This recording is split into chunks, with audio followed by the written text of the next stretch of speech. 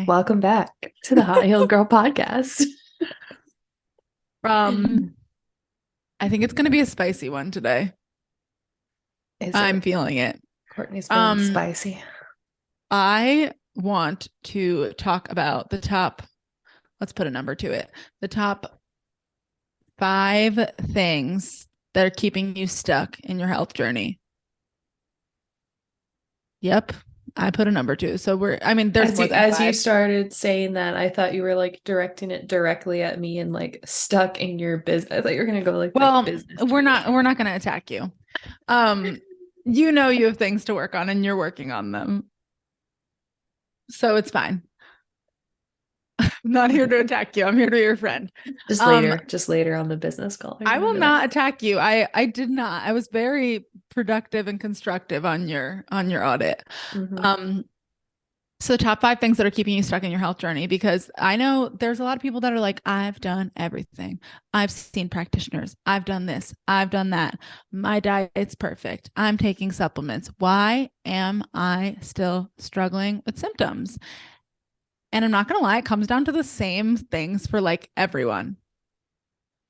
I'm sure you see the same thing over and over and Mm-hmm. over and over. Um, so number one, stuck in fight or flight. Come on. I know that that's like, it's hard because stress is something like love, right? It's not as tangible. It's like not something that you can like wrap your mind around. You're like, how do I change my stress? How do I stress less? What do you mean Mm-hmm. reduce my Or if it's stress? something big that they know is stressing them, like a job or a relationship, but it's one of those things where it's like that feels really because obviously like leaving a stable job is not something that somebody wants to do, or like if you're in like a married relationship, it's those are like really hard things for people to address. Yeah. No, 100%. And it's like, I find it's a job like almost all the time. Like everyone's like, oh, I hate my job. I'm so stressed out in my job. I'm stressed 24/7. And with that, I think that it depends what you do. But for some people, I tell them to like, your job's not you, like disassociate from it. Like, great 9 to 5 is when you work or whenever you work, but like, don't let it bleed into your life. And Mm-hmm. people have a problem with that. I mean, entrepreneurs, obviously, that's a tricky thing. I'm not even going to talk about that. But like people that are just working like stable 9 to 5 jobs, like don't let it take over your life. They literally would replace you in a second if something happened to you. Mm-hmm. But stress keeps people so symptomatic. It's crazy. And I was one of those people. COVID was the only thing that forced me to calm down and slow down because we had to. But if you're doing all the things, if you've done drainage, parasite cleansing, mold work, metals, Lyme, right? If you've done the roadmap, which we're going to get to in a sec, but you're not addressing your stress, you're literally missing like a good 40%. Like being stuck in a sympathetic state and never getting into that rest and digest, you're not really going to absorb all the stuff you're taking. You're not really going to absorb the nutrients of your food as much. Like, yes, obviously better than someone eating a standard American diet, but like not to your fullest capacity. Your body cannot thrive when it is concerned that you're being like you're being chased by a bear or something like that. Like, body goes into protect, fight or flight. Body rushes all of the blood to your extremities to make sure that you can fight off whatever this threat is. Blood is not rushed to hair, to hormones, to your gut. Like you're going to struggle there. Mm-hmm. Because I see this all the time with people who are bloated. They're like, we've been working together for 3 months. Why am I still bloated? I'm like, if you hate your job and you're there for like 50% of your day,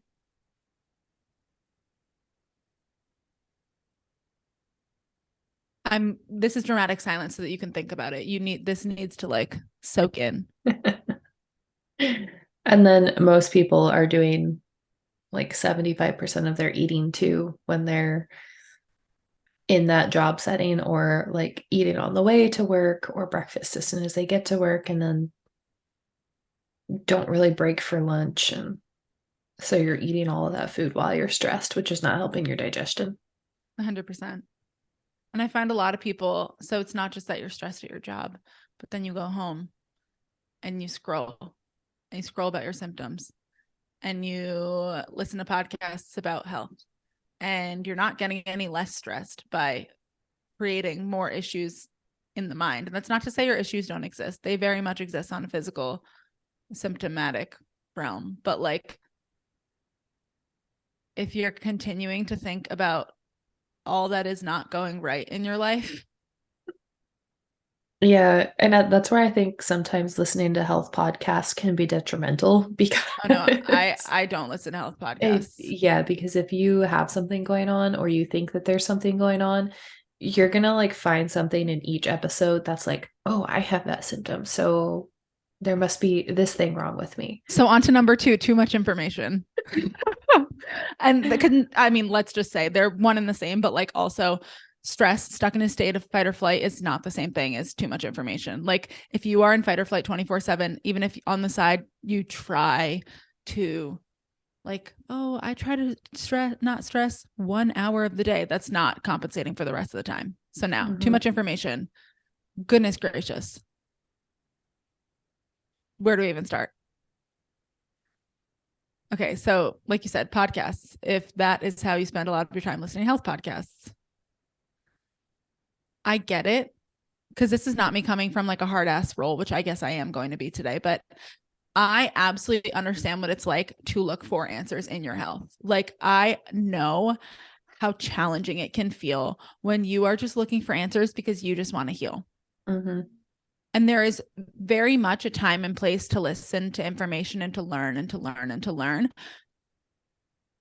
But I find that most of the people, right, if you're working with one of us, and I'm not saying that you have to trust us above everything else and not seek out any more information, but if you're working with a practitioner, trust your practitioner.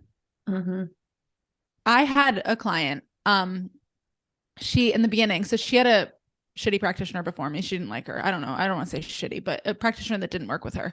And she was in the habit of like everything I would tell her, all the supplements I put her on, she would research them after. She was still like in a research rabbit hole. And then like 2 months or so into working together, she's like, I realized that everything you were giving me was working and like it did the purpose that you told me to. So I stopped researching all of it because I realized it was making me go crazy. So that's just like a small little example of it. Like you have to trust that person. And yeah, maybe it takes time to build that trust, but like if you're investing your money in them, then I hope you trust them at least a little bit. Mm-hmm. And from like a subconscious level, if you are feeding yourself information about health 24/7, what do you think it is telling your subconscious mind? What do you think the story behind that is? I'm sick. I need more information. I'm not doing enough to heal. Everything that I'm doing is not working, so I need more information. I need the next best thing. I am uncurable, whatever that fucking is, right? Because I also know that there are people out there, they might not be the people listening to this podcast, but there are people that every practitioner is like a notch in their bedpost, that they literally think that no one can heal them. Mm-hmm. And so they take in quite literally all of the information. They follow all the practitioners on social media. They've worked with half of them. They are constantly listening to, reading. And that's not saying that that's a bad thing at one point in your life, but there gets to a point when it is not serving you anymore. You thank it for serving you. Thank you, information. You have been serving me up until this point. Now you're not serving me anymore. Mm-hmm. And I think on the other end of the spectrum too, there's the people that haven't worked with anyone and they're just like convinced they can fix it themselves, but it's been like years of them, like listening to every podcast and researching everything and trying everything, but they're still at the same point. And that's like where I would tell you find a practitioner that you can Find invest someone you in, trust. because like how long are you willing to like continue to go through this? Like obviously you haven't gotten any better. You're still stressed. You're still like on the research rabbit hole, and it's been how many months or how many years. And so just find someone that, can give you that plan Mm-hmm. and Yeah, make it there's two better. sides of the same coin. It's Hmm. either you're working with someone and you don't trust them, so you're taking in all the information, or you've never worked with someone because you want to do it yourself and you're taking in all the information, which there's nothing wrong with wanting to do it yourself. But if you want a fucking easier way, work with someone. I'm sorry. Like I was someone who tried to do it myself for a while and then I wanted an Yeah. easier way. So I invested a bunch of money Hmm. Yeah. I because I mean, was I've tired talked of to it. people countless times about that, and they're just like, I've tried this and I've tried this, and I feel like I know like all the basics and I feel like I know the foundations, but this isn't working for me and this isn't working for me. And they're like, I've dealt with this for like 5 years and I just can't get anywhere. But like I said, I feel like I know everything. And I'm like, well, there's clearly something that hasn't been figured out with yet. And You need an individualized approach at that point. yeah, I mean, you're clearly not finding whatever the trigger or triggers are that are continuously making you feel like this. And so, but then they're like, but I don't know because I just like feel like I haven't found anyone, or I feel like I don't want to invest in it. And like maybe later, like a few months, because I have this thing coming up. And I'm like, I talked about this on Instagram a couple weeks ago, but I'm like, there's always an excuse you can make, but like how many more months are you going to push it off? Like how long? And I think this goes back to what we talked about before too. Like people just use sickness as their identity. And I'm like, okay, do you really want to heal, or do you just use it as an excuse for things? So, and we talk about this in my biz course, but like part of what you are investing in when you're investing in a practitioner is literally your transformation. Like Mm-hmm. they can get you, obviously not everyone, from point A to point B because they have years of experience, whether that's through education or whether that's through seeing clients or both. And they are like you're paying to get that individualized approach that is going to get you where you want to go. Like you're paying for your transformation. Mm-hmm. You're paying to also not waste all of this money and time figuring it out yourself. That's if you're just trying to figure out the dollars and you're like, I don't know if they make sense for me. Start saving up. Stop fucking wasting your money on athletic greens and all those dumbass expensive probiotics. Stop wasting your money on all of those hormone supplements that are going to heal your hormones in inositol. I'm not saying it's not beneficial, but it's not going to heal the root of what's going on. Mm-hmm. Like, stop Or the hormone throwing. gummies. That's what I'm saying. Like the hormone gummies, like the powders that are, or all the adaptogens, because your body's not deficient in adaptogens. That's not saying there's not a time and place for them, but like that's not what's going to heal you. Stop spending all of your money on those things. Start Mm-hmm. saving so that you can work with someone who can give you an individualized approach because that's clearly what you need. Yeah. I actually had someone tell me this morning, because they were asking about working with me, and she was like, I'm going to start saving like a pocket of money each month so I can do this because I know that investing in myself is worth it. And I'm like, that is what I like to hear. Like, it's okay if you can't do it right now, but at least, like, if you want to heal, start that plan so Yeah, you are able to do it. exactly. Because it is an investment in your health. And I'm not going to lie. And I get that a lot of people don't have that saved up immediately. And some people do, some people don't, because it's not necessarily something you see coming when your health stuff happens. But you're literally paying to not suffer, do all of the research on your own, to not do all of these guess and check things, to not do all of these boxed protocols. Like that's what you're paying for. Mm-hmm. Because, okay, 3 years later and you're still not any healthier. Do you want to be in the same place 3 years from now where you're still researching and now you're a lot more defeated because it's 6 years later and you're like, I don't know if I can be healed. Yes, you can. You can be, everyone can be healed. That's just the truth. Everyone can heal. It's just about what it's going to take. Mm-hmm. So, on that, the mental aspect. Number three. Number three is not believing that you can heal. Dun, dun, dun. Because, like I said, a lot of people are going to be not a lot of people. There are people out there that think that practitioners are just a notch in their bedpost. They think that what's going on with them is so unique. Why do other people my age not have this issue? Why am I the only one I know with this issue? I've never heard of this before. My doctor said they didn't know what was wrong with me, blah, blah, blah. They identify as it. They think that they're unique. They think that they can't heal. Or we'll throw them together. Identifying as your issue and not thinking you can heal. We'll lump them.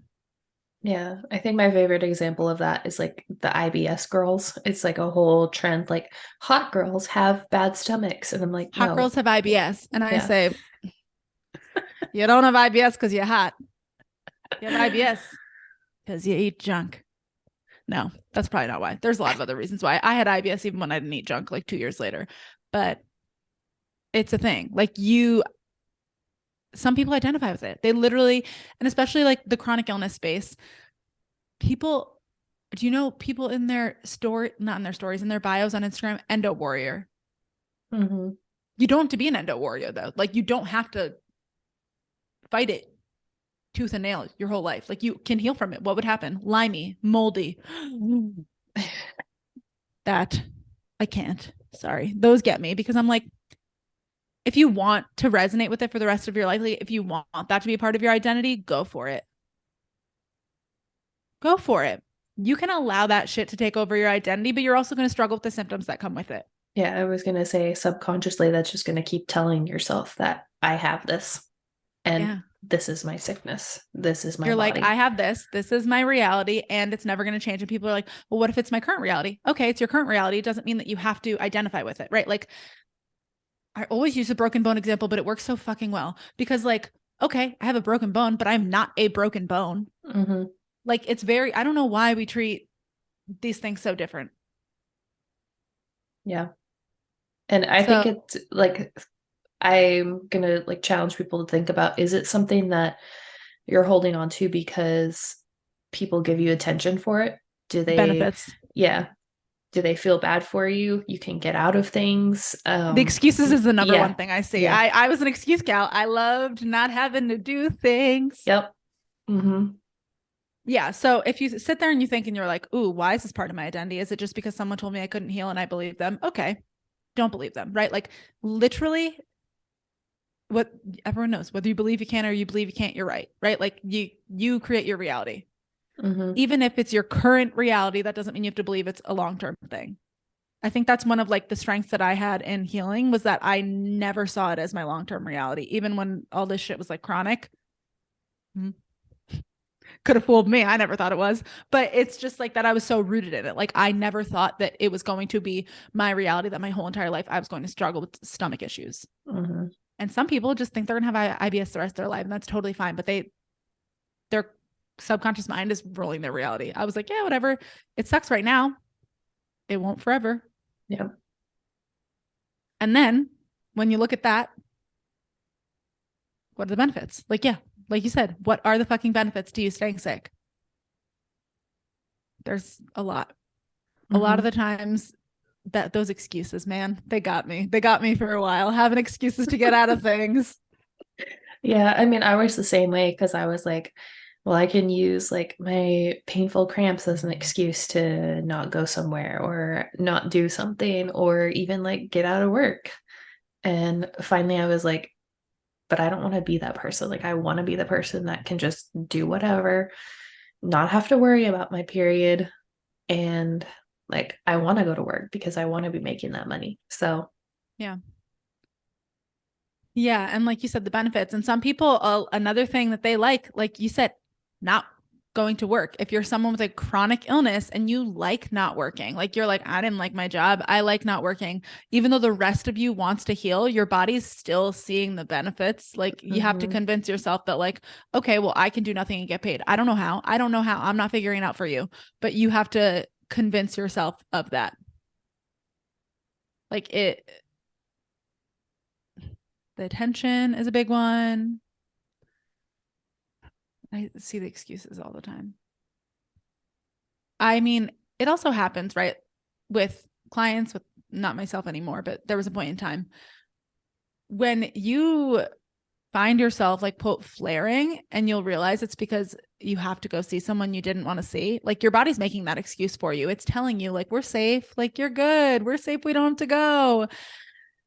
Just do what the fuck you want to do. Mm-hmm. And decide that you can do what you want to do and you don't have to make up excuses. When I started doing that, it changed my life. Surprise. I tell people when I don't want to fucking go anymore. Do I have less friends? Yes, but I'm also a million times healthier. Mm-hmm.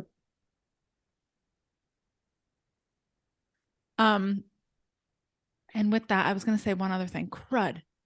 It was a good one, whatever. Oh, the stories you're telling yourself about being sick, not just like the benefits, but like what does it mean about you? Those all get stuck in like that identity thing. It's just so tricky because people be like, well, you know, hot girls have IBS. So like if I don't have IBS, I'm not hot anymore. Like, what? Who decided that? I don't have IBS and I'm way hotter than I've ever been. It's Mm-hmm. gone. Mm-hmm. Well, we're over here making hot heel girls a thing, so I mean, we should. yeah. Um, I mean, someone had to, like not just because I was on like IBS talk and like gut talk and like people were just wild over there. It was the wild freaking West.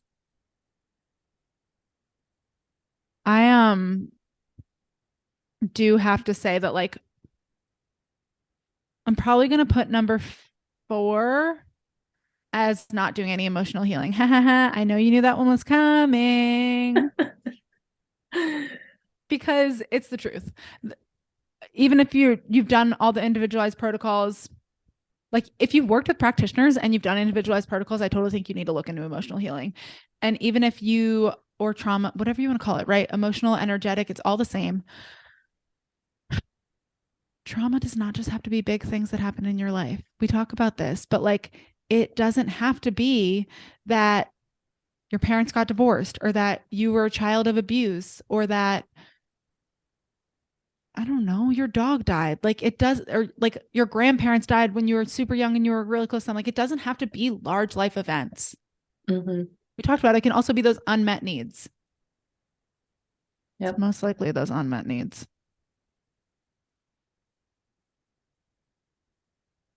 We all need to do emotional healing at one point or another. Like I don't know what that looks like for you,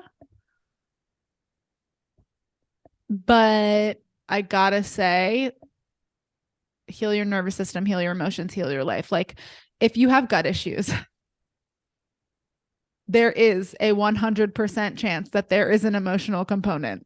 And I'm not even going to say less than 100. If you have gut issues specifically, there is a 100% chance there is an emotional component. So if you're like, I've been to lots of practitioners, like we've done the individualized stuff, it's worked, and then it hasn't because your body is still holding on to all those negative emotions.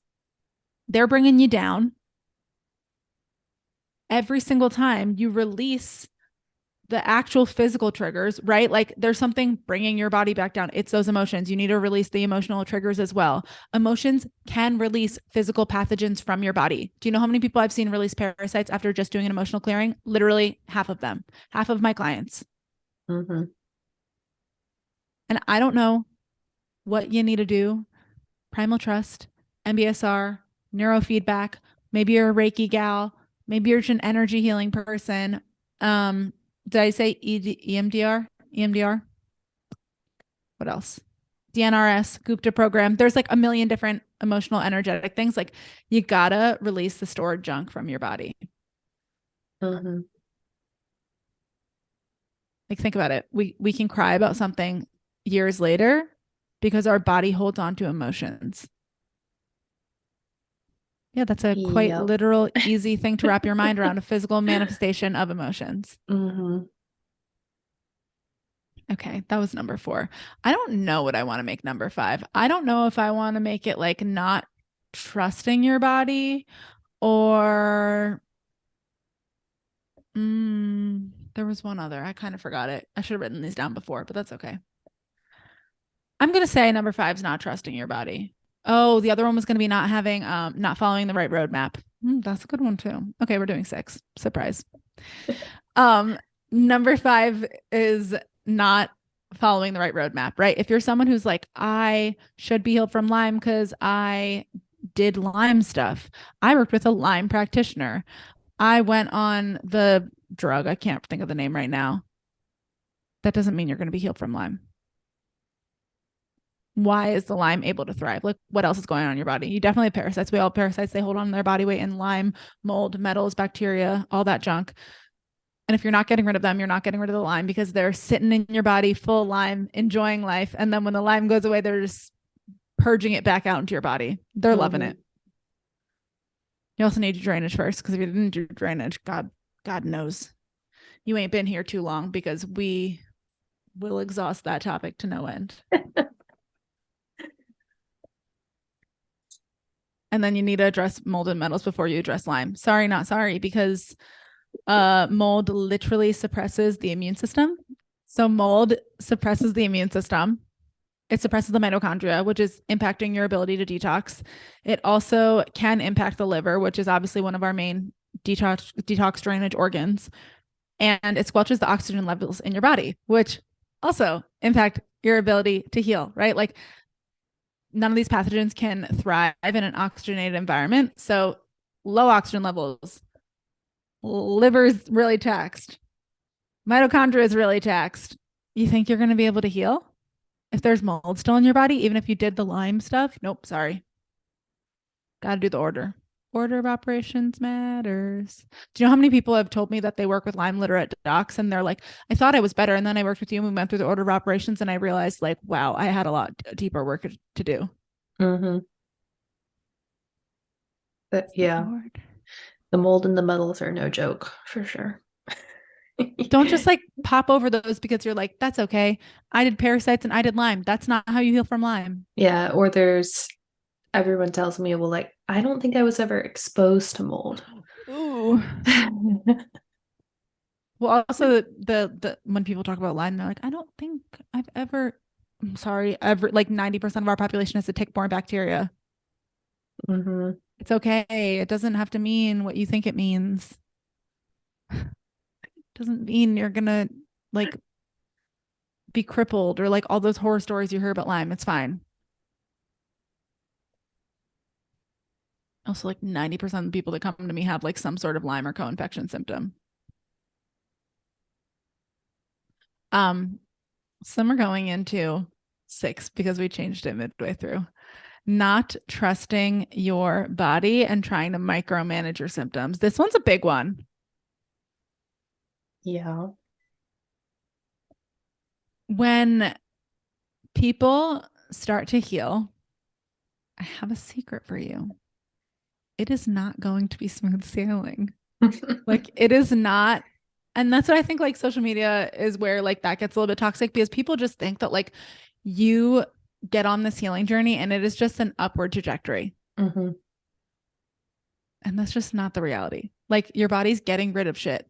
You are going to have symptoms. And I do say, like, you shouldn't have the crazy Herx reactions, which none of my clients have. Like, you're going to have reactions. You're just going to, like, your body's not going to just all of a sudden go from sick to healed.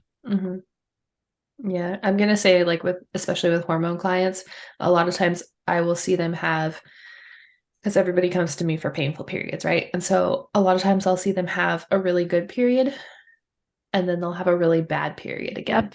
And what happens? And they're like, what's going on? Like, why isn't this working? Like, why is it worse than it was before? And I get it. It sucks. Like, I have been through that.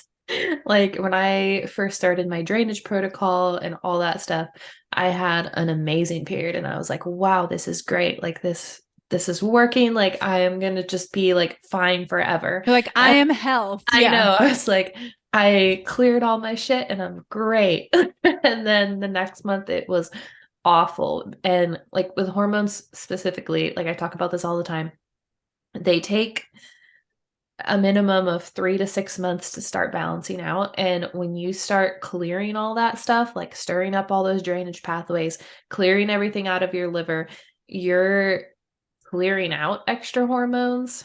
Your hormones are going to spike, they're going to drop, estrogen's going to spike, progesterone's going to drop, whatever's going on. And especially if your estrogen raises, and because you're stirring up all of that estrogen and clearing it out, it's going to raise inflammation. And what does inflammation do? It causes extra pain. So all of that stuff going on doesn't mean it's not working. I always tell people to think about it as a good thing. And I know it sucks during in the time because obviously pain, but it's getting out. And Better that's what out you than want to in. Listen to happen. Shrek. Yes. I mean, anyways, literally, like Mhm. it's hard because you just think it's going to be good and then you're good. And especially when you start to feel good and then something happens and you're like, why am I not feeling good anymore? But like, it's really important to trust your body and not just your body, the process, like the process, the timeline, your body. We think that we can control everything. Yeah. We want to control everything. It is so human to want to control, especially your health. And But you there's so have many to, layers to what oh my you're God. uncovering. Yeah. And that's part of why it is going to be up and down, right? Like there are going to be pain before there's all the pleasure in the whole world, right? Like you're going to have to experience all of the peaks and valleys of the process. But you have to trust that your body knows how to heal. So, like, when symptoms happen, I tell people, like, will allow yourself to release it because one, that's going to make things a lot easier. If you're holding on to it, you're not like, thank your body for releasing. The energy is part of it too. Allow it to release. Thank you. I know this may not feel good, but I know that it is good for my long term health, right? Like it is, like she was saying, it is a good thing. It is Mm-hmm. good for your long term health just because it kind of stinks right now. Yep. But we also have to remember that, like, we can't control the time of how we heal. Like, even if you're like, well, I've been doing this and 1 year later, I'm still having symptoms, and some people heal in 7 months. Well, I'm not God. I don't know what your timeline looks like. Mm-hmm. Like, I I've can't guarantee you anything. yeah. I've seen people work on parasites for 9 months. Just parasites, just getting parasites out. And they get them out consistently for 9 months. And that's not even moving on to all of the other things. Yeah. It looks different for everyone. Like, like our life paths, right? Like, everything's going to look different. It's going to look different for you than it does for your best friend, than it does for your cousin, than it does for your neighbor. Like, even if you could say, well, we both have mold and Lyme, like it's always going to look different for you because your body is so individual. So you have to trust your timeline and trust your body. Mm-hmm. And I know that that's hard because so many people struggle with trusting their body when they're like, I've had such a strained relationship with it, right? Like you get mad at your body when it's having all these symptoms, right? Like it's not fun, especially like when you first get sick or you first start having painful periods. You're like, oh, why does everyone else have pain-free periods and mine are super painful? And you start to like resent it a little bit. And it's also part of it's like healing that relationship, like knowing that your body, it is our freaking birthrights to heal. Like you're not supposed to be sick. None of Mm-hmm. us are supposed to be sick. It's about figuring out how to get out all of the shit that isn't inherently us. Emotions, pathogens, toxins, energy, like all of the shit that's not you. It's about getting rid of it. Your body's trying, it's doing its best. And you're like, oh, I can't understand it. It can't understand you either. It's like, I'm telling you to do this. Why are you not listening to me?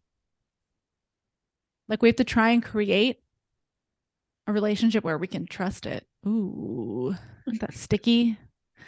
Ain't that one sticky? That is sticky. Trusting that your body knows how to heal no matter how long you've been on this journey for. Trusting that there is always a timeline that you heal in. It might Shit. not be as short of a timeline as you want, but It never is. We always want it to happen in like a day. I was talking to someone today, and she was like, what no one tells you on the internet is it takes you years to heal. Like a lot of people. And that's like nose to tail of like everything, right? Like first you start with the diet and then you start getting rid of toxic personal care products and then you start going through detox and protocols and stuff. And like a lot of things take years. It took me years. And I openly say that because I'm like, took me years to heal my IBS. Years. It's not one protocol and done. It took me like 3 years. And then along the roads, I also had skin issues and there was some more junk as I was detoxing stuff. Like, it took me like 3 to 4 years. And then I had a Lyme flare and I was bedridden for 3 months. So, like, it's all in all, the body just takes a lot of time to heal because you're a human. Mm-hmm. And Like, there's always going miracles. to be maintenance too. Oh, heck yeah. I mean, you can't go back to a lifestyle that made you sick. Nope. Sorry. I'm not even gonna, there's so much more that we could talk about, but I feel like that was enough ranty because I was like, yeah, we could say that people aren't making the changes because some people don't want to change their life. They think they want to change their life, and then they're presented with the option to change their life, and they don't want to change their life. Mm-hmm. Can't blame you. Our nervous system wants to be in our comfort zone. It doesn't want something that's uncomfortable. And whatever your current comfort zone is, whether you think it's serving you or not, your nervous system is going to be like, it's fine. We're fine here. We're comfy. You have to train it. You have to stretch it. You have to figure out how to get outside of it, even if you know what's on the other side is so much better. Like from a conscious mind, you're like, Mm-hmm. I have to show my subconscious that it's better. You're like, how? We're gonna brain retrain. Everyone's got to train their brains. I love the subconscious mind. It is wild. It is a crazy place to be. It, that's a good word for it. It's Well, I always think crazy. about that because, like, when we sleep, we like your conscious mind isn't there, right? Like, it's just your subconscious mind when you sleep. And I always think about how wild my dreams are. And then I'm like, oh shit, my subconscious mind be crazy. It makes me think about a dream I had last night because, like, obviously I'm like stressed about like money and stuff right now. And so I had a dream last night that we had to move somewhere else, like like a downgrade because I couldn't help pay the bills. And I'm like trying to make the best of it and all this stuff. And it's So just you like, woke up and you're like, fuck that. That's not my reality. We ain't yeah, doing I that. woke up and I was like, man, I am so grateful I woke up in this house. Yeah, you're like, that ain't my reality. I ain't accepting that. Thanks, subconscious mind. We ain't doing it. Yep. Yeah, I know. Subconscious mind be wild. I realized I also had a dream last night that I realized an unhealed part of me from like my emotionally abusive relationship, which I thought I'd like gone through most of that. So I'm like, come on. But no, there was still like a submissive like part of me that just wanted him to like, that's why I was in the relationship for so long. Cause it was like a 4 year long relationship. And there was a part of me that was like very submissive because I just didn't want him to blow up and overreact and just like be annoying. Cause it was just annoying to me. Like I wasn't like, oh my God, I'll do whatever you say. I was just like, shut the fuck up. Like, honestly, just shut up. Like, you're annoying. But I would just like do things that were more submissive than like I am as a person. And I was like, oh my God, that submissive part of me still lives there. That is like, oh, you'll do a bunch of stuff to make people like not blow up. And I was like, it's funny because I don't put that front on. A lot of people don't know that part of me, but like she's still living. She's still a little unhealed back there. And I was like, I didn't like that. We didn't like that at all. I woke Yep. up and I was like, well, we got to heal her then. Yep. Dang. Dang, I thought we already healed her. It's all a process. It's all life. Yeah, I literally woke up and I was like, we're going to heal the shit out of her. And then I was talking to Dan about it and I was like, so there's healing to be done. He was like, okay. And I was like, you're the person I tell everything to. Just like, listen, just like, enjoy it. Thumbs up. Just enjoy it. Yeah, sometimes I like literally think I tell him things just to say it out loud. Um, I I mean, don't think that's what he a gives partner's one for shit. Yeah. I was is like, it's like I it's literally just don't your think he gives therapist. anything about it. I'm like, you don't care, do you? I always laugh at myself because I was thinking about it when I was like, when I woke up, I was like, do I even tell him? Like, will he even care? And I was like, well, I have to because I need to tell someone. So, okay. Those were the top 6 things if you've done everything in your health journey that could be keeping you stuck. I know we're coming for the jugular because That's what we do here. I think I said this last podcast. But if this triggers you, good. Like, I love triggers because triggers show where we're unhealed. Like if it triggers you, it means that you're unhealed in that part. Like if you're like, well, I'm not, I did emotional work. What is she talking about? Like that. Okay. Yeah, Recognize that that. reaction to it is still bringing up something. Exactly. Like triggers are beautiful because they show us where we're unhealed and they show us where we have to work. So like if you're triggered by one of these things that I said, dig into that. Dig into, okay, maybe that means that like that's actually something that's impacting me still. Mm, thumbs up. I always find the people that say that they don't have any emotional work to be done have the most emotional work to be done. Yes. So I'm just Yes. using that as an example because it's like one of the most common things I see that people are like, I have a good life. I don't have emotional trauma. I don't have emotional issues. Like, we're not going to work on emotions together. And I said, well, seems like we gotta. Like, allow these triggers to just mirror something to you if they trigger you. And if they don't, I love that for you too, right? I'm not trying to trigger you, but also I'm a little bit trying to trigger you because we're trying to show you where you're unhealed. We're trying to show you how to heal. Like, that's the point. We're trying to help you be your best hot healed girl. Like, we want you to heal. Mhm. Okay, where can the people find you? You can find me at Emily Joy Wellness, Instagram, TikTok, YouTube, website. What about you? At the THE Rooted in Health, all over the dang place. Um, if you need to work on one of these 5 things, you can. We'll have our applications below for like working with us. I'm only doing group stuff, and you are taking one-on-one clients right now, right? I'm taking one-on-one clients right now. Yes. Yeah. So depending on what you fancy, depending on what you resonate with, right? Like taking one-on-one clients, I'm doing group stuff. It is like pretty much one-on-one in a group setting, which is what I love about it, so that you can get the community and you can also get it. So yeah, we appreciate you. And if you're interested in working with us, let us know. There's still room for both of us. And we'd love it if you left a rating and review. We would love it if you subscribed, liked, all of that stuff. We just appreciate any feedback. And that stuff also helps us with search engine optimization. So it helps more people find us. So that's like the biggest form of gratitude is if you leave a rating or review, if you like subscribe, all that stuff, because that is literally how other people will find us. Truly. Or, if you just tell your best friend to listen. That too. Yeah. Those are like the 2 best options. Yes. All right. We will catch you guys next time.